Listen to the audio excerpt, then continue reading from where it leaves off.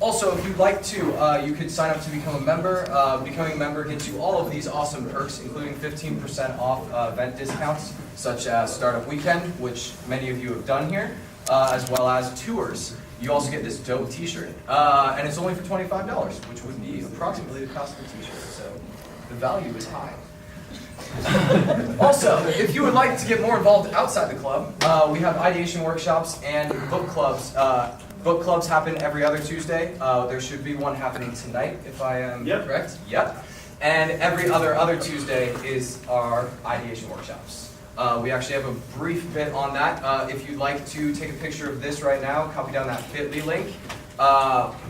This is like a Google form for gauging interest in ideation workshops, maybe figuring out different times, different interests, etc., etc. So fill this out if you have an interest in working on ideation workshops. And I believe the next slide is trivia. Oh, yes. Yes, it is. I'm ready. You look ready. Yeah, this is what I was preparing for in my marketing class today. I was like, what is more interesting? All right, what is the name for the source of funding that gathers money from a group of individuals, like multiple people? Kruger? Crowdfunding. Yes, crowdfunding. Ding, ding, ding. Okay, you get a prize. Okay, let's keep it PG, you goofballs. What is it called when an executive gets a large payout because of being dismissed because their company was part of a merger or takeover? Severance? No. What is severance? I believe it's when you get fired and they pay you. Oh, no. This happens when like a company, like your company merges and then the executive gets dismissed. Golden. Parachute. Yes, parachute. Golden parachute. There we go. Okay, so this is, you're going to have a minute to do this. Put on your thinking cap because you're going to have to do some math. It's not too hard. Okay, ready? Yeah, Ethan's got it. The length of a rectangle is 9 centimeters more than half the width. Find the length of if the perimeter is 60 centimeters. Maybe we should write this out. Okay. Yeah, that's a good idea. This is an interesting trivia. What kind of trivia is that? Because I know your Cal Poly education right now isn't doing shit. We'll learn here. At least mine is. Okay. Let's see. Length. Did you run out of regular trivia questions? We're doing math today. More than half. What is this? I don't know. Width. P 60. Yeah. Okay. While you all are working on this, you raise your hand when you get it. Oh, okay. So Okay. never mind. You got it. Shit. Okay, hold on. Let's give everyone a little bit more time. Okay. I see a lot of people just gave up on this one. They're like, screw it. I'm not doing math. Okay. Answer. Is it more? No. Is it 10.5? No. Damn, this is just like math class. All right, while this is happening, we have an announcement about one of the tours coming up. If any of you figure that out by the end of the meeting, you will get a prize. So that is something we'll just leave up there. What? Did you already get it? You got it? What'd you get? Is it 14.25? No.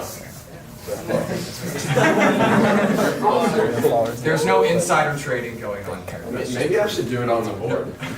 Alice? Okay. Where's Yo? There we go. Okay.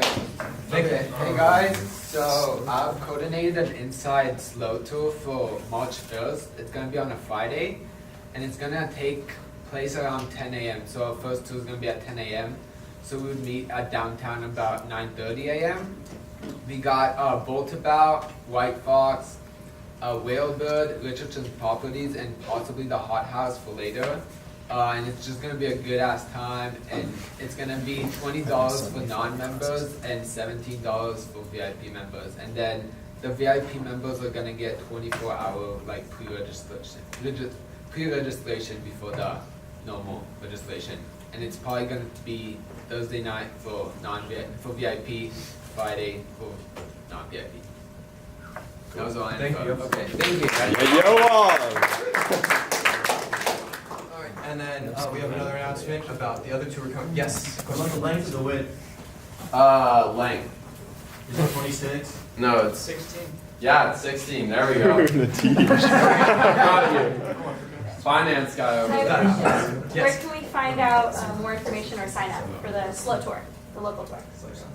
More information about it. Or like sign-ups? Okay, Sign the up. sign-ups is I'm gonna send an email out to all the VIP members and it's gonna be like the registration plus like you guys when you pay, and then for the non-members who are also you guys are gonna get an email for it, and then I'll stick around at the end of the meeting if anyone has any questions.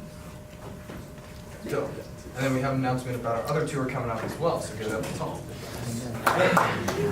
So, can't get enough of tours. We have a really cool opportunity coming up 1 week after that tour on Friday, March 8th. So we have our quarterly startup company tour coming up, and this time we're going to be going to San Diego.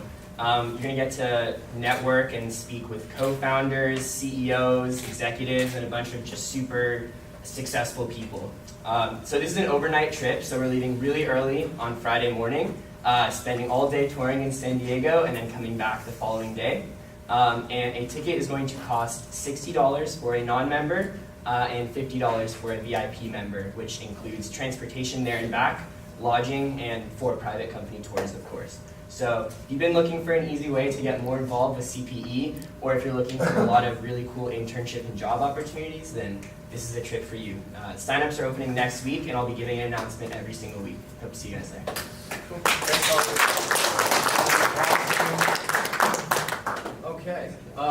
Last announcement that we have here is Innovation Quest is happening. It is something that some of you should be aware of. Just a brief gist on Innovation Quest. Innovation Quest is an opportunity that if you have a business or product or service idea, that you could apply for this and then pitch it in front of a bunch of Cal Poly alumni who are a range of different careers currently. Some of them are in design, some of them in engineering, some of them just full-out business, and some of them are entrepreneurs. They're going to be coming in doing judging. The top 3 teams or companies that go through this program will get cash prizes.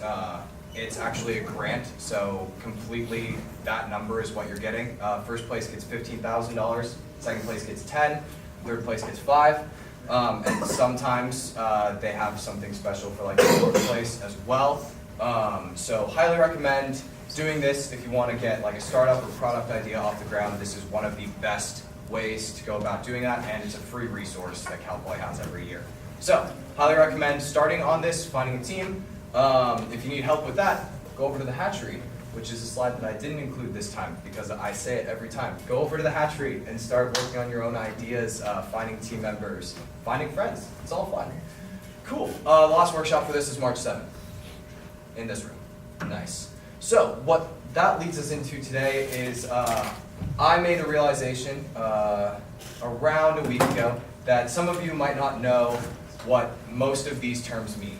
So raise your hand if you don't know what at least one of these is. There's a lot of terms out there. Yeah, that's a lot of people. Well, you do. It's like less than 200 letters. Come on. Okay, so that's like 90% of the room.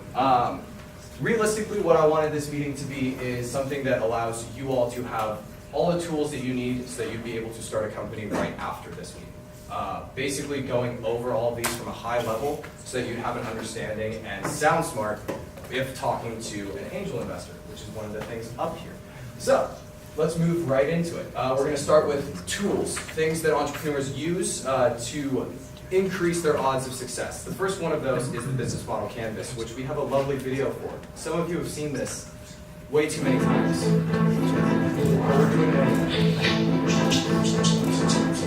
An organization's business model can be described with 9 basic building blocks: your customer segments, your value proposition for each segment, the channels to reach customers, customer relationships you establish, the revenue streams you generate, the key resources and key activities you require to create value, the key partners, and the cost structure of the business model.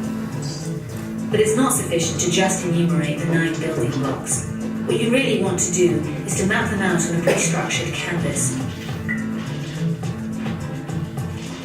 This is what we call the business model canvas, a tool that helps you map, discuss, design, and invent new business models. Let's briefly go through the 9 building blocks, starting with the customer segments. These are all the people or organizations for which you're creating value. This includes simple users and paying customers. For each segment, you have a specific value proposition. These are the bundles of products and services that create value for your customers. The channels describe through which touchpoints you're interacting with customers and delivering value.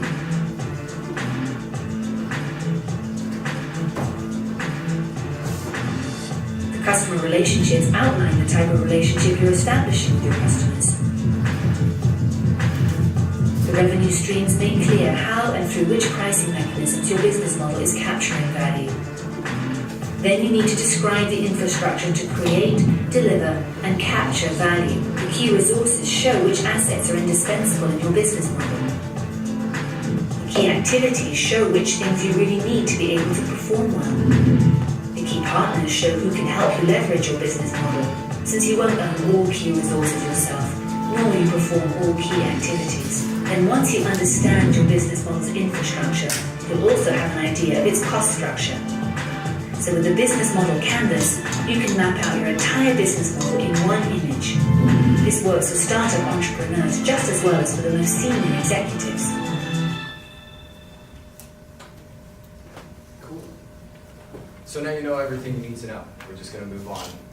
Do that. Awesome. Wait, why is it so weird? We're refreshing that because that's weird. Sorry. I don't like having the bar at the top. Okay, so these are just some highlights from that. The customer-facing half of the business model canvas is the entire right part. That includes the customer segments, the value proposition, your relationships with them, and the channels you do to support them, as well as your revenue streams, how you make money. This is the backbone of most businesses, is the customer. Without customers, you don't have a business. The second half of it is the left half, which is the product-facing half of the business model canvas. This includes things like cost structure, also key activities and partnerships and strategic partners. These are both very important, and an entrepreneur has to understand both sides of these. Another key thing to note here is that these are also used in bigger businesses. This is one of the tools that people in program management utilize when they're observing a product. So if you want to look at a very specific product, like an iPhone, you can use a business model canvas to track exactly what customer segments use that, and then figure out the best channels, revenue streams, etc., in order to boost profitability for specific products. This is something that gets used also outside of entrepreneurship. The second thing that a lot of people use is the value proposition canvas. So this is like a really close look on your customer segment and your value proposition, and making sure that you have a very holistic understanding of both your customer and what value you're bringing to them. It's how you differentiate. One of the key things about this, differentiate, there we go. I said it and it's up there. Awesome.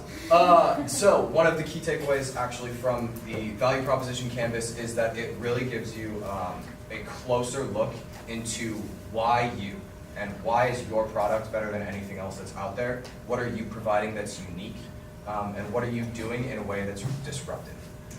It's also very, very clear cut on how this customer needs this product.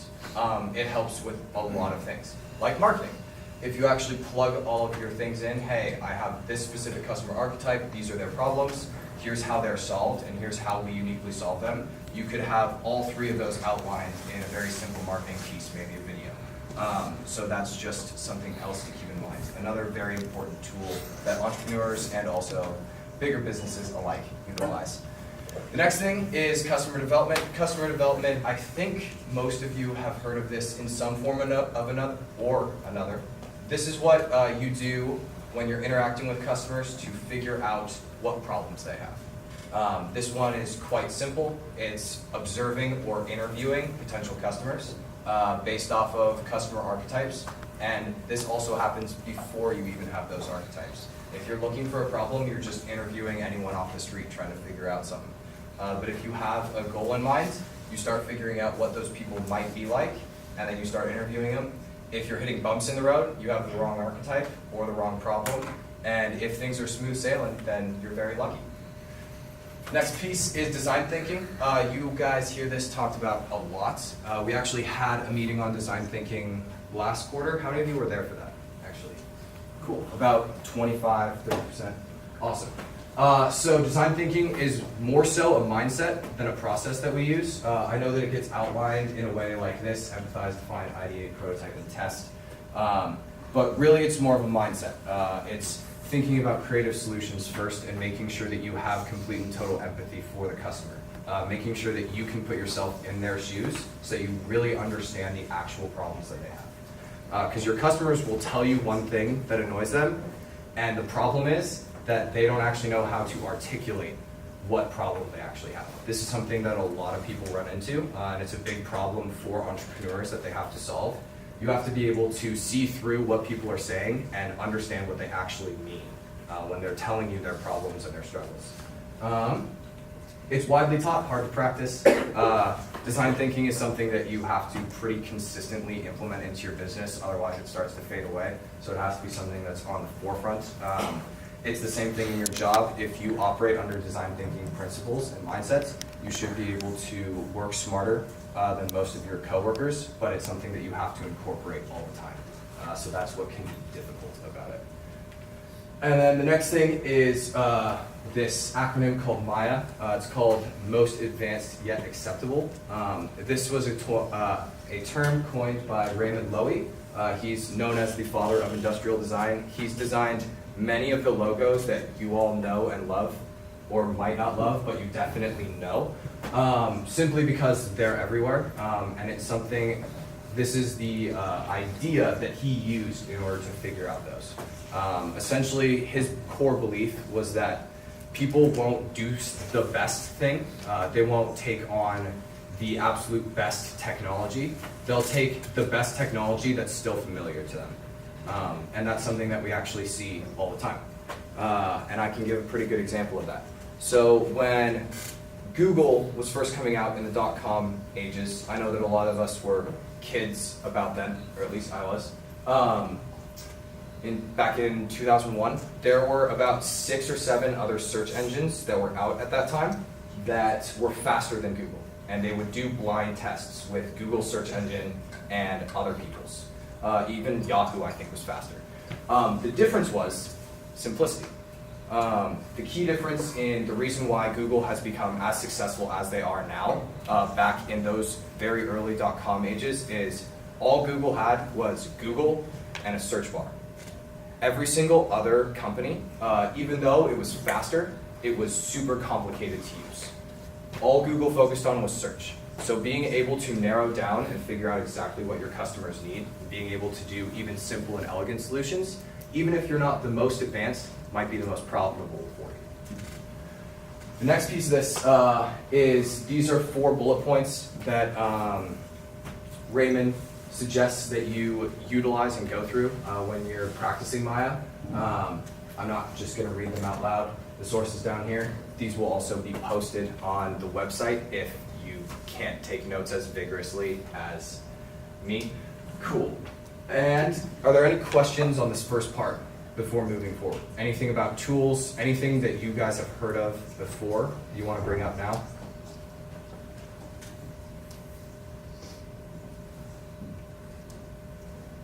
Great. Okay. Then we'll move into terminology and things that every CEO, CFO, anyone who wants to start their own business should know. CEO and CFO is definitely something that people already kind of understand. So let's start with co-founder. Is there anyone in here who wants to really quickly define what a co-founder is? Yeah. Somebody who starts a company with the main person who starts a company.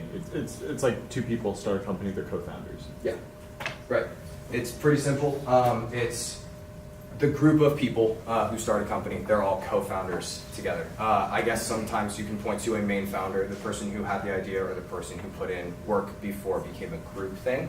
But generally speaking, it's all of the people that originally started working on the idea. CEO, CFO, this is something that's basic business lingo, chief executive officer, chief financial officer, etc. The reason I have this up here is defining roles isn't generally something that you do that early on, but it is something that angel investors and other investors do want to see. So when you're doing your pitches, a lot of the, actually, really quick side note, how many people were on the last tour in fall? Okay, so remember when we went to that venture capital firm, and one of the guys said that one of the main things that he invests in is the team.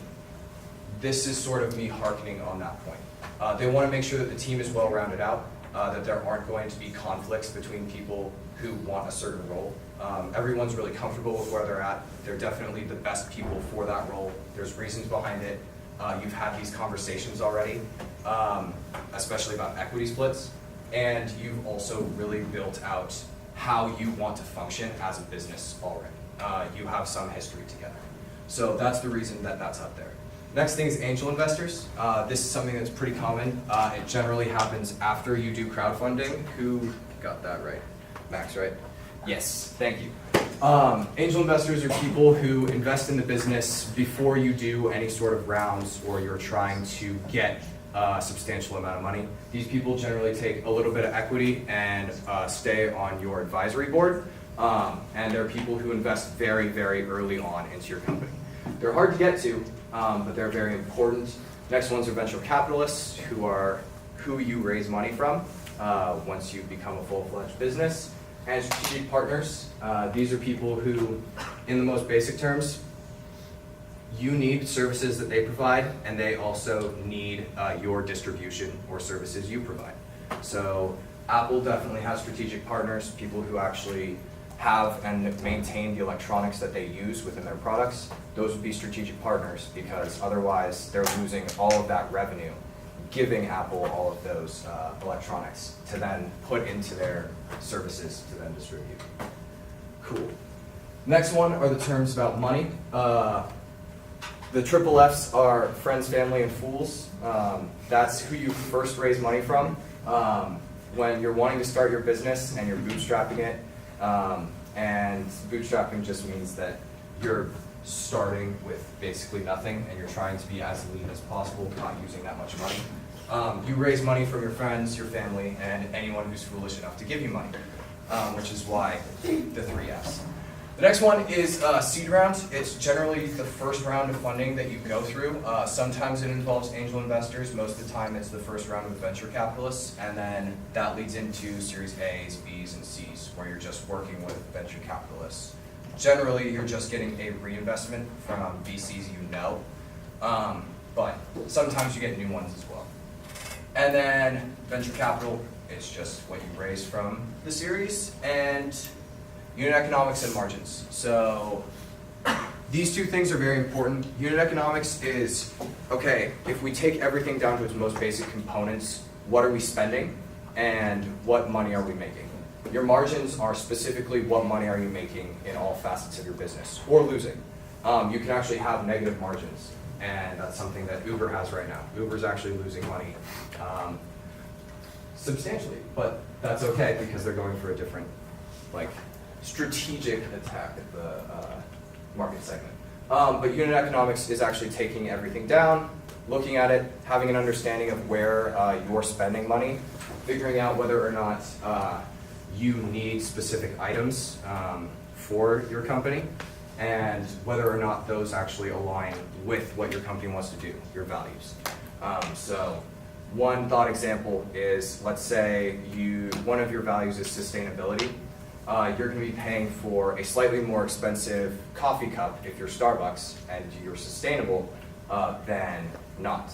You're going to probably spend less money if that wasn't one of your values. But you get a completely different customer segment if you actually do exhibit and express that value and you follow through with it. So there are you have to sort of run through a cost-benefit analysis of, okay, is this amount of money worth it to be able to express my actual values here, or can I practice sustainability in a different way? That type of stuff. The last one is miscellaneous. Some of this is pretty self-explanatory. I want to point to the bottom three first. Tam, Sam, and Som. Anyone have any guesses as to what those are? Or no? Yeah? Yeah, so TAM is the entire market around your product and how much money is in that, right? Yes. And then, so SAM is how much of that market can be reached by, I believe, any business doing what you're doing, and then Okay. SOM is how much you can reach. Am I right in there? You're close. Anyone have any other ideas as to how it... Yeah? Oh, well, just what the acronyms mean, total available market. Yeah. Service, is that up there? Yeah. Sorry, I can't read. Can you- Well, I can, but it's like blurry. Leaving on shelf, that's fine. I mean, I think Jack kind of got it, but like everyone who could possibly benefit from your product, like in the world. And then your serviceable available market is everyone who could potentially reach geographically. And then obtainable is like the first people you're gonna go after. Yeah, that's exactly I mean, right. I feel like that's what I'm saying. Yeah, it's pretty close. So yes, the difference here is serviceable available is where you could reach geographically within your monetary means based off of how you're structuring your company. Obtainable is the very first, very, very small amount, subset of the serviceable available market that you're first going. So it's the thing that you really, actually no, that's it. That's all I have to say about that. Next to our metrics and scalability. One of the reasons scalability is up here, because I think most of you know what that means. It's just, can it scale or not over time?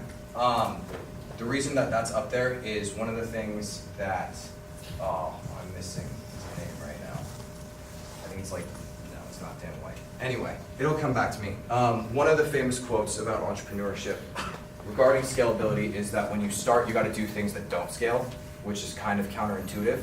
But it means that you're going out and doing things on your own and actually figuring out back to front how you want the business to work and how your customers want the business to work. That's something that's not going to scale because it's you personally going out and doing it. So like the founders of Airbnb, they flew out to New York and actually talked with the 20 customers or so that they had that posted photos of their condos originally on it, on the website. And they had to go out, talk to and interview each and every one of those guys and actually take the pictures for them because their photo taking skills were pretty shit.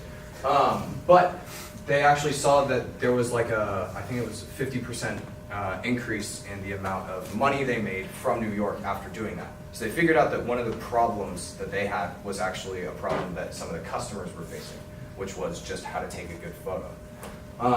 So by doing that, and that's something that wouldn't scale, you wouldn't want to fly to every single person's house and take pictures for them. But if you can figure out a way to let people know, like, hey, this is a good picture, this is something that you might want to include, you're able to make your whole website better for all of your customers. Likewise with metrics. Metrics is something that gets talked about a lot once you actually have the business. Not as widely talked about because it's not as interesting, which I can tell you all are very interested right now. But metrics is very important because you're not actually able to measure everything. And that's something that you very, very quickly realize. It's impossible to measure every single aspect and detail about your business because you lose your mind. Really what metrics are you pick your top 5 things that you think drive customers and you measure them, try changing some things, and if you see no progress, pick different metrics. A lot of people think metrics are like how much money you're making. That's not the case. You do not want to have one of your metrics be profit because then what you're focusing on is short-term increases in growth rather than long-term exponential increase. So that is one thing that I would steer clear from is including profit in your metrics. Yeah. Tell us about vanity metrics. Vanity metrics? Wow, that was a good question, and I'm blanking on the answer for that. Can you really quickly describe what you mean? So it's like a type of metric that you choose that makes it look like you're making a lot of progress when in reality you aren't. So one example would be the amount of people who are visiting your website. You might have really good ads driving it that are like bringing people to your website, and you say, oh, look, my website's got like, so matching that up with a metric that measures how many of those potential customers you're retaining, like maybe they see your website and then leave the next second, then that's a vanity metric. Yes. Then you just reminded me, but also let everybody know. So thank you for teaching everyone. Yes, vanity metrics are also very important to not get caught up in.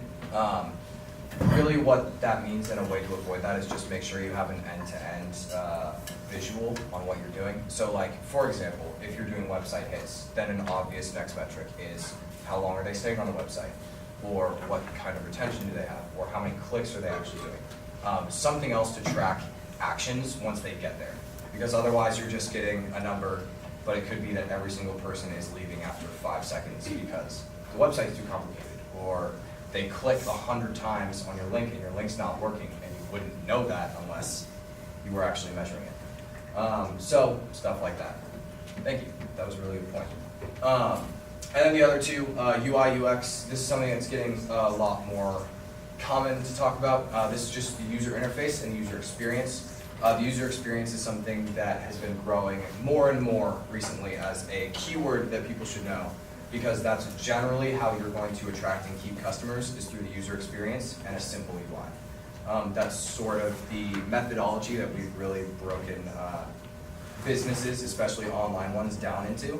But really what you're aiming for is something that's super simple, and something that if I'm a returning user, I have some semblance of experience with the system now, so I can start utilizing maybe shortcuts to be able to get to where I want a bit faster than a new user. Something like that. So something that makes the user experience easier for a returning customer would be something that you want to implement. Then the next thing is pitching. I'm sure a lot of you know that. It's something that every single entrepreneur needs to be able to do in some way, shape, or form. From 30-second elevator pitches all the way out to 2-hour-long presentations that go detail by detail into your business. You need to be able to do it all. And that is one thing that a lot of CEOs and a lot of executives have a lot of practice in, because you have to be able to talk, think on your feet, as well as know everything about the business inside and out. So, from there, I also have another question slide. Anyone have any questions on terms? Or any terms you'd like defined or more depth on? Yeah. Are you going to touch on MVP? Yeah, okay. Oh, very good. MVP, very good question. So MVP stands for minimum viable product. It's actually going to be the first iteration of your business that you want to show potential customers. You'll generally utilize this in customer development around your second time going around interviewing people, once you understand what the problem is. An MVP, this is a very important distinction, is not a prototype. A lot of people build a prototype first and have that be their MVP. Really what an MVP is the lowest cost possible solution to the problem that your customers are facing. A lot of people build a full-fledged website and then show it to their customers. It would take you a 10th or even a 20th of the time to build a wireframe and show it to your customer, and it would do the exact same thing. So there are benefits to saving time and being able to get that in front of as many customers as possible by doing something that costs less of your time and less of your money.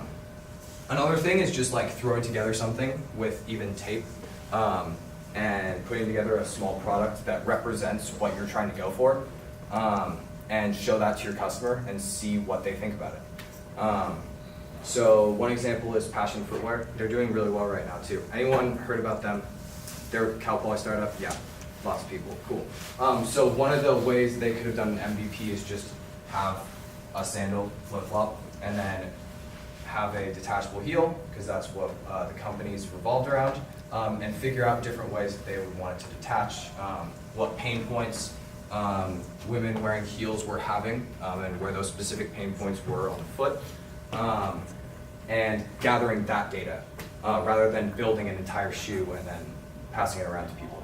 It would be a lot more difficult to do it that way and a lot more costly. What else?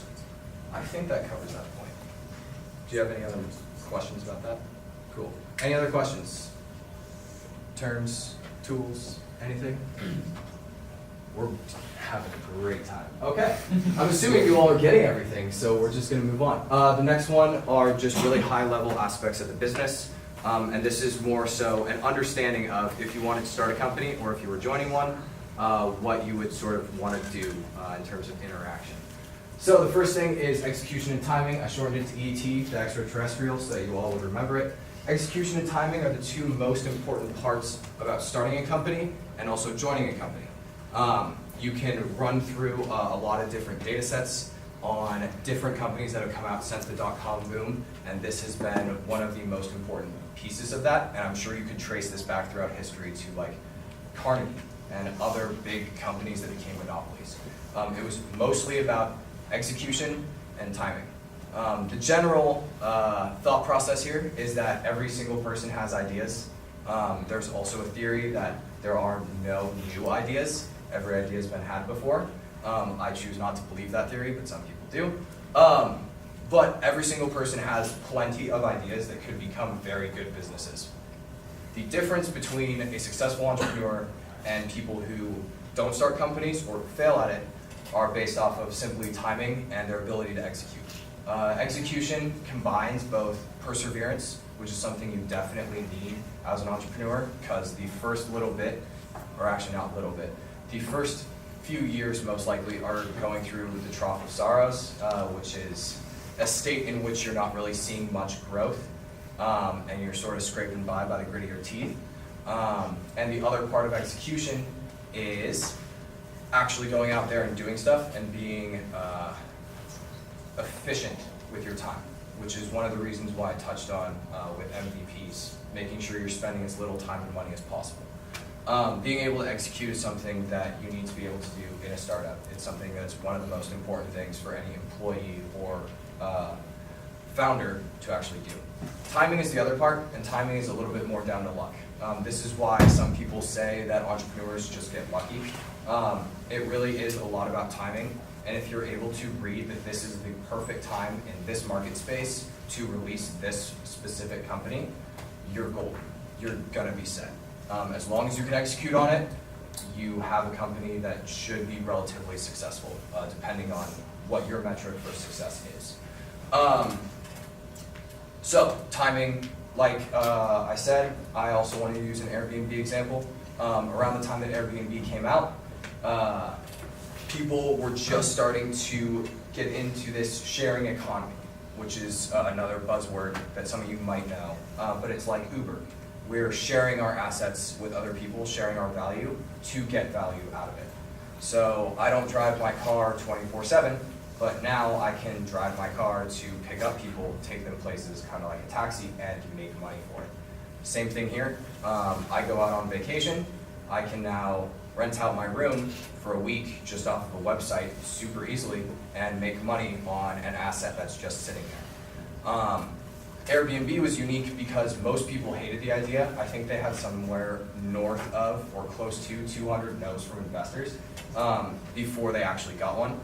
And it was that perseverance and execution that allowed them to get in on this market and actually capture it. So super important piece there is timing. Another thing to sort of bring out from that is how many of you were at Startup Weekend? Okay, so Chip Bessie, when he came out, he was one of the speakers we had, super cool guy. One of the things he said was that some of the best ideas happen to be the most polarizing.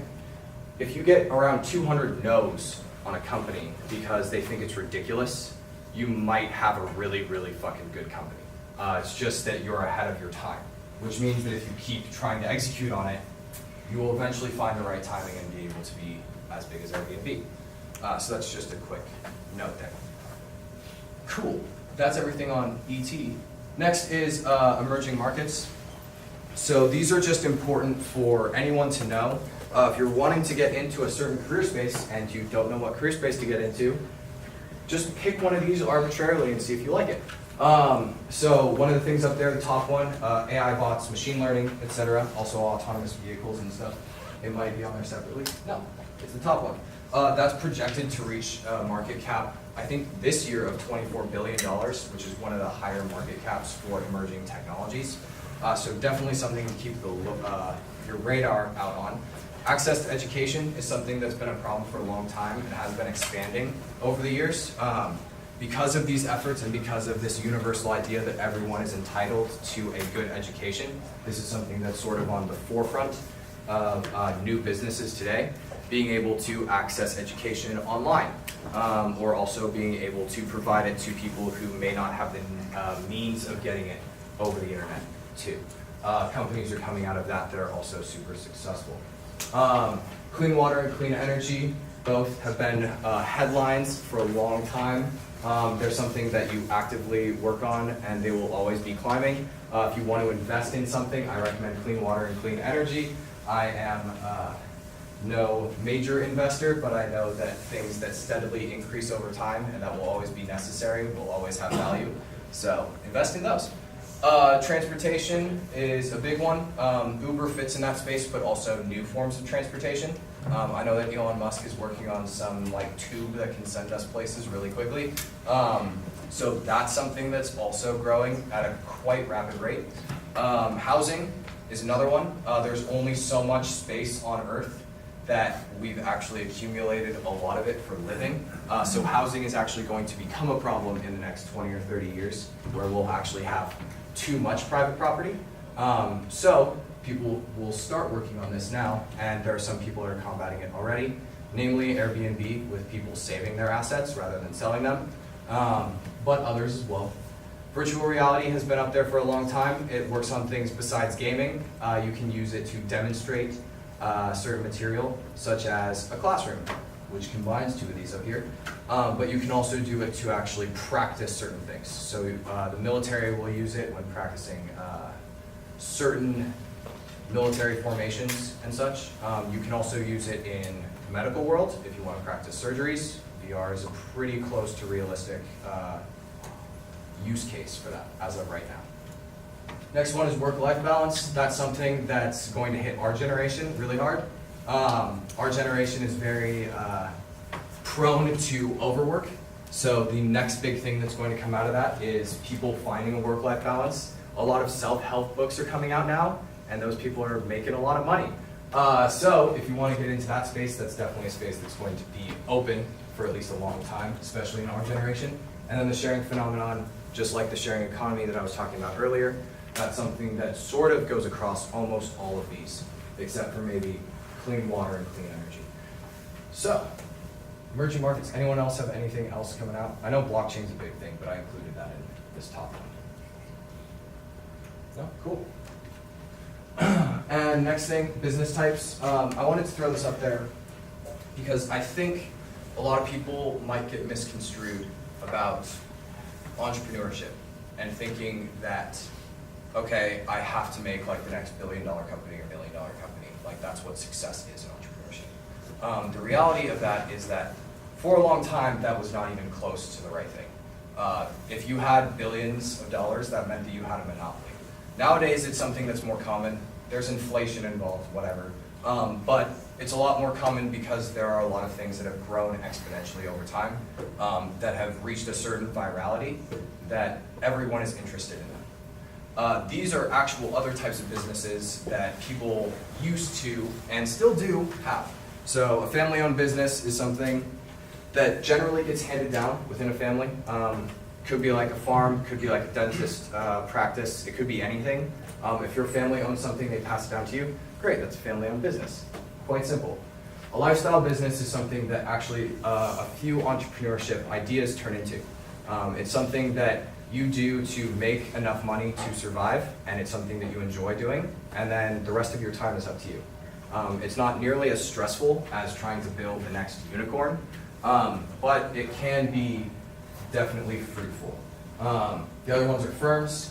They're like law firms and stuff like that. That is technically also a business. And there are also different types of corporations, which we'll get into in a second. Unicorns are roughly between 1 in 100 or 1 in 1,000 chance of happening in a year, which would generally mean that if you started a company in a year, you'd have like 0.1 to 1% chance of becoming a unicorn, which is a company that's valued at over $1 billion. Not having $1 billion of value, but valued at that much, which is slightly different. And then there's public versus private companies. Public companies are companies that are actively traded on the stock market. You might know about that. Private companies are most startups, is the easiest way to think about it. It's a company that nobody has access to give money. You actually have to be a VC. You have to have a certain amount of money in order to invest. You have to go through crowdfunding, et cetera, et cetera. So, corporations, the main thing to get out of this is always incorporate through Delaware. If you're thinking about incorporating a business, always incorporate through Delaware. Don't ask me why, there's a lot of nuances, just incorporate through Delaware. A lot of these have their own pluses and minuses. Most people, I believe, go for a C Corp. Yeah, it is, general standard. A lot more people are getting into B Corps, which are things that provide sustainable practices. And they might get brownie points with certain investors if they're a B Corp rather than a C Corp. But there are different standards that you have to uphold in terms of sustainability in order to maintain B Corp status. So it is a bit more difficult and stressful, but it is something that could be fruitful in the long run. LLCs are short-term startups, or not necessarily, you can keep refreshing it, but it's good for a short-term startup. It's something that's really easy to apply for. I applied for an LLC when I was like 13, and I didn't know I could do that, but I did. And yeah, I started like an app development business, and it didn't go anywhere. I started it, and it was like, nah, no. But it was very cheap. It was like 20 bucks or something. So if you want some level of privacy over like anything that you own, start with an LLC, and then maybe move into all the paperwork that involves a corporation. Cool. The last one is exit. I wanted to start with this quote from Stephen R. Covey, who's the author of many, many great books, including The 7 Habits of Highly Effective People. It's, I believe, the 6th habit, which is begin in the end, with the end in mind. This is something that you can utilize in your life, but also in business. It's good to have an understanding of where you want to end up before you start something, or right when you're starting it. So that's really what the message of this quote is trying to get across. Exit strategies, there are only 2, so we're running perfectly on time. You can go public or get acquired, and that's the only way you actually get value out of your company for any shares you have. You need money to get paid to your company in order for you to extract that money out of it. You have technically a percentage of the company, but it might not have value until money's put into it. So these are the 2 ways you actually get money out of it. Most companies get acquired by a bigger one. Some of them, if they're risky, go public. Any questions? Yes? That's a lot of information. If I want the slides, can you email them to me? Yes, I can. If you would like them emailed to you specifically, I can email them to you. Just come up, talk to me after the meeting. Otherwise, they should be posted on meeting recaps by like close to the end of this week. Thank you all for coming. If you're interested in the book club, stick around afterwards. Otherwise, thank you.